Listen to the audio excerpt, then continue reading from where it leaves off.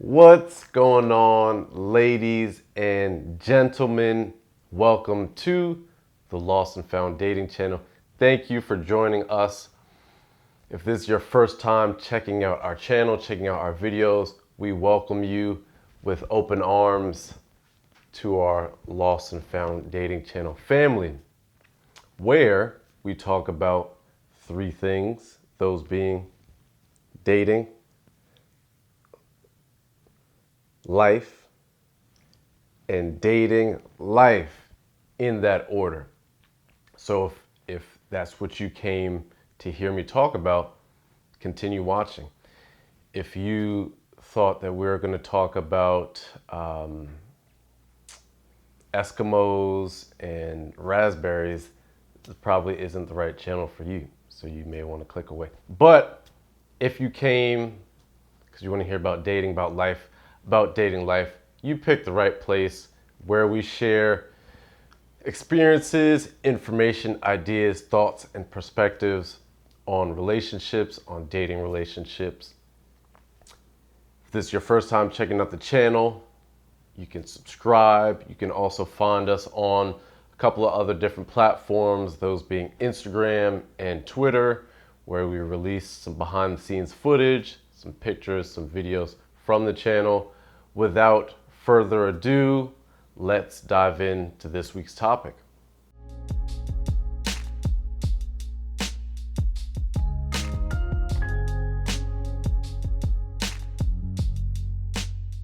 All right, ladies and gentlemen. So in this week's video, we're going to be talking about one of the staples of often unhealthy or abusive relationships, and that is emotionally dominant or emotionally controlling behavior, right?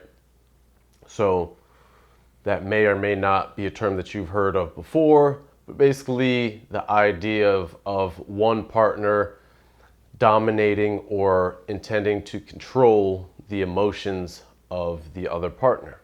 Now, when I say emotionally dominate the relationship, what I'm getting at is often this individual has a very strong sense of control over the other person's emotions, right?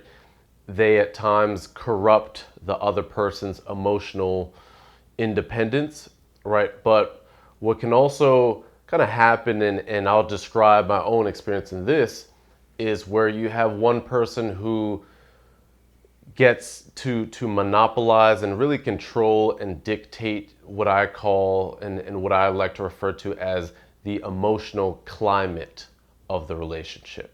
Have you ever been in a relationship where you felt like whatever emotion your partner was feeling, there was this unspoken rule that their emotions had to dictate your own emotional energy and your own emotional space, right? I look back on one of my relationships in particular, and this was a while back, but there was this implicit rule that whatever energy or whatever emotion she was feeling, we both had to feel that same emotion, right? It had to kind of dictate and determine the entire emotional climate of the relationship. Now, you may be going, well, to some extent, shouldn't there be kind of some blending of emotions, right? If your partner is having a bad day or something happens to them that disappoints them or upsets them, ideally you would want to be able to have some compassion for them and maybe cheer them up or help them feel a little bit better, right? You would think that that's kind of a natural thing that you want to do in relationships. And the answer is yes. I think in a certain capacity that is healthy, and that is a healthy reaction to seeing your partner upset or seeing your partner feeling down, but it should be bi-directional, right? That should be happening both ways. Meaning, if you're upset and you're having a bad day, right, I should be able to offer you compassion or try to be there for you and try to build up your emotions, right, and how you feel about your situation in the same way that if I'm having a bad day, right, I would expect you to be able to do the same, right? It should be bi-directional, that maybe there's some give and take, some compromise, some sacrifice, whereby even if, let's say, maybe I'm having a great day and you're not feeling so good, maybe I can offer you some comfort, I can console you a little bit. It should be bi-directional, right? It shouldn't be, you have a bad day and I'm giving you this attention and affection, and I'm helping you feel better, and I'm helping soothe and comfort you. But when I have a bad day, I get indifference, right? I get absolutely nothing, or I get punished for maybe expressing negative emotion or expressing that I've had a bad day, right? Same thing if maybe something good happens to you and there's a reason to celebrate you, or there's a reason to feel good about something that you've done and maybe join in on that energy with you. That should also be bi-directional, right? Let's say you're having a good day at work and you come home and tell me about it. I should be able to join in on that and congratulate you and make you feel good about it. It shouldn't be where, I can do that, but let's say something positive happens for me, or if I get a raise or I get a promotion and I come home and tell you about it and I get nothing, right? Again, I get indifference, or I get punished for not expressing the appropriate emotion at that point in time based on what you are feeling, right? So an element to a healthy relationship is that bi-directionality, right? Where there's give and take, there's compromise, there's sacrifice on both ends. Another thing that you want to look for in regards to a healthy relationship is, even with the consoling or comforting or celebrating your partner, or whatever it is where you're maybe lending some of your emotional energy to them, there should be boundaries, right? There should be boundaries, and there should be a limit on the extent to which that happens, right? Let's say for whatever reason you're having a bad day, something happened at work, you're stressed out, you're irritable, but I happen to have a great day that day and I have tons of things that are going on that are positive for me. I get a promotion, I get celebrated at work, whatever, right? We clearly are experiencing two different kinds of days, two different kinds of emotions, right? If we come together and we're sharing a space together, yes, I want to comfort you, I want to help you feel better, but there's a boundary in a sense that I don't need to feel miserable, and I don't need to take away from and not feel good about the things going on in my life and with my day. I don't need to feel miserable in order to cheer you up, right? I can set a boundary and offer you some of my emotional energy, right? But there is still independence there. There's still a boundary. I don't need to take on 100% and feel your emotions. And if you're frustrated, or you're disappointed, or you're miserable, I don't need to be miserable with you in order for you to feel fulfilled, in order for you to feel satisfied in the relationship, right? That isn't something that your partner should need, is you feeling bad or you not being able to feel good about things going on in your life because they have something negative that they're experiencing, right? That's a boundary break. That's a boundary that's been crossed where their emotions are now bleeding into your life, and you're not able to dictate the terms of your own emotional space, right? Which is something that a healthy individual is able to do, right? You can comfort someone, you can offer them your attention, you can want to console them, but you can still maintain your own emotional integrity and your own emotional independence, and not have the entire emotional climate of that relationship be negatively impacted or brought down by what your partner is experiencing or what they're going through. And I've talked about his channel many times on some of my videos. There was a video I had watched that Richard Grandin had done where he talked about individuals who are emotionally abusive and abusive personality types. And one of the tendencies or one of the characteristics is them being very methodical about the emotion that their partner was feeling, right? So in a sense, if you are abusive and you're exploitative and you're manipulative, you are very, like I said, methodical and diligent about how you want your partner to feel, right? You are very deliberate and manipulative as far as what emotions you want them to feel at that point in time. And I remember watching that video and thinking, man, that sounds so much like my experience, because I remember there were situations where, let's say I was excited about something and she was also excited. Usually the only times where I was allowed to be cheerful or allowed to be in a good mood were related to things that she had done, right? So if she was treating me very nicely, if she had gotten me a gift, or she was, had a fun date idea that we were going on, that we were trying, right? It was almost like, okay, you have permission to be happy and to be cheerful about these things, right? When I am controlling the narrative, then you have permission to be happy and be cheerful and be in a good mood. But, heaven forbid if I was excited and positive and joyful about something outside of the relationship, right? Outside of something that she was doing or outside of her actions and her behavior, it was almost like I was breaking a rule, right? It was almost like a how dare you, allow yourself to be happy about something that's not within the confines of this relationship, right? And anyone who is a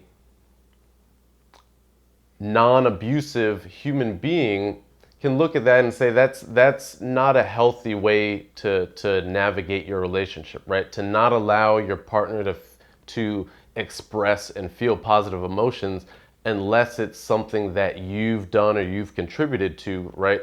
If you are trying to create this environment where you get to monopolize and dictate when your partner expresses and feels positive emotions, that's not a healthy behavior at all, right?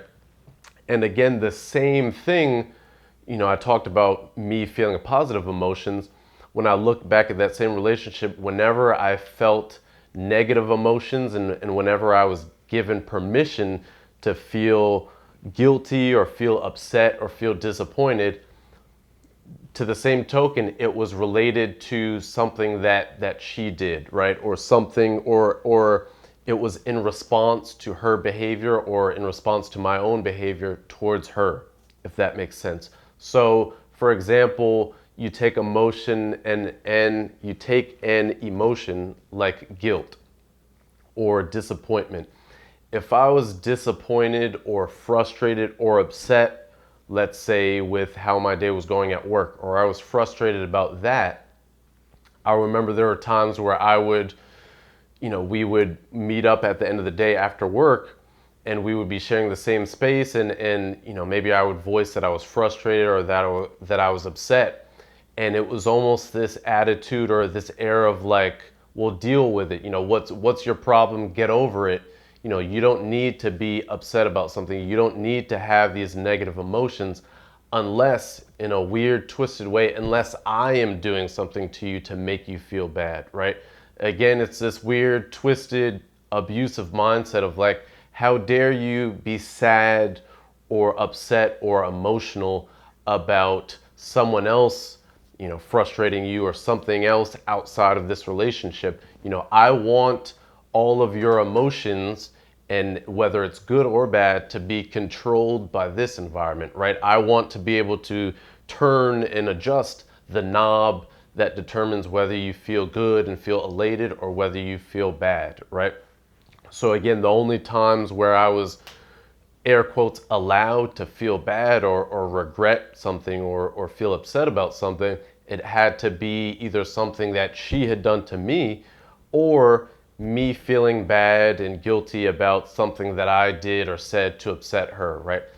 any emotion, any deviation from just neutrality and indifference, whether good or bad, like I said, was unallowed, right? That wasn't allowed in that unhealthy, abusive relationship. That's kind of sick when you think about it. Like you can't be excited about, yeah, man, we just put out a new video and it went viral. It's like, nope, it doesn't have to do with me. I don't care about it. But if they got you a gift or they did something that you like, then right, they want, like, I want that. I want to see you expressing positive emotion when I do something. Right, but not, isn't that sick and twisted? So that is something that I want to make sure I really stress and drive home. That is something to look for. If you are in any sort of situation where you cannot, or it's not allowed, or it's treated with contempt, if you express, like I said, any emotion, whether it be good or bad, that's about something external to that friendship or that relationship, that's not healthy, right? Someone wanting to monopolize and control and dominate and have total control or domination over what it is that you feel and when you feel it and how you feel it and what you feel it in regards to. No one should want their partner to be just this empty shell that doesn't feel anything or doesn't feel any sensations or any emotions outside of the relationship, right? If I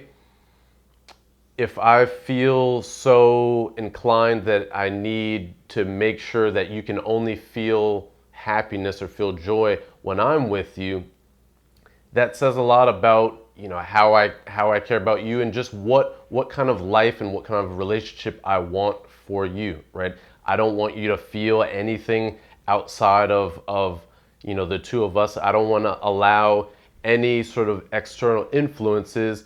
And again, from my experience, guys and gals, there were situations where it could be anything. It could be something related to the health of a family member or the health of a friend. There was it really was not encouraged to feel and express emotions that weren't, dealing with her and weren't dealing with that relationship. And it leaves you, like I said, leaves you in a very vulnerable place and makes it hard to kind of recover afterwards. Talk about that in a different video. But it's not a healthy situation to be in. If you see at any point a contempt or this sort of negative reaction about you having feelings or having positive emotions about your life, your friends, your family relationships, or negative emotions about those things, if you see that there's a preoccupation with not allowing you to share those things or not allowing you to share those feelings, I encourage you that you should think twice, think three times, think 2, 3, 4 times about whether that's the kind of relationship that you want to be in, because it only goes downhill, right? The further you go down that path, the more isolated you become, the more you are inclined and encouraged to pull away from those relationships and pull away from the things that keep you healthy, pull away from the things that give you, a healthy self-esteem. And another thing that I want to add is it's a very, when you're dealing with this topic of like emotional dominance and emotional control and how someone is responding to your emotions, it's a very subtle but crucial difference, right? So it's not so much that your partner, let me put it this way, right? Let's suppose that we're in a relationship and I see that you're upset about work or something, external to the relationship, and maybe it upsets me to see you upset, but it upsets me in a way where it's like I'm upset that someone else made you feel bad, but it's there's a healthy way in which maybe it comes from a place of, I'm not upset at you. I'm more upset for you, right? I'm upset that someone else, you know, made you feel bad, and it's coming from a place of having compassion and having empathy for you. And you know, there are people who, when they see that their partner is down or they see that their partner is upset, you know, they have a visceral feeling towards that and they feel those emotions.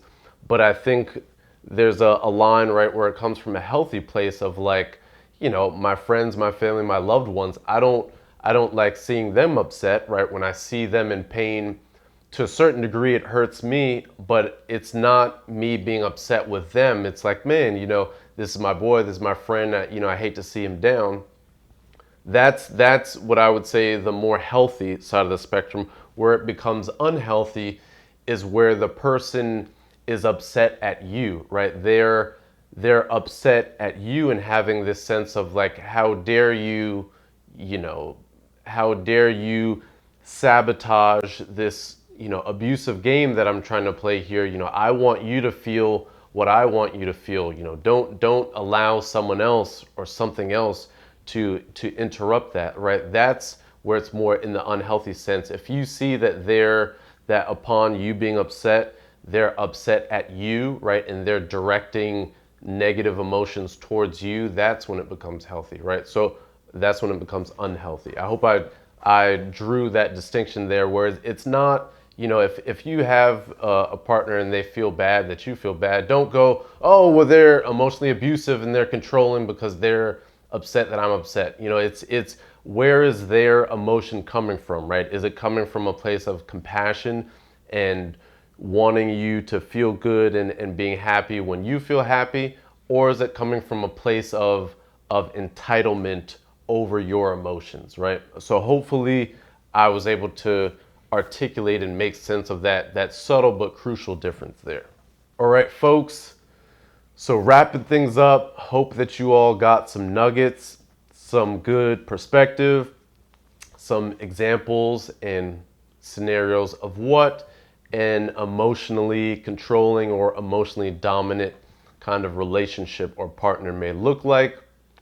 Hope that I was able to drive home just, in fact, how serious that is. And it's not something to be taken lightly at all. Definitely can contribute to a lot of negative emotions in you. And like I said, you begin to want to self-isolate.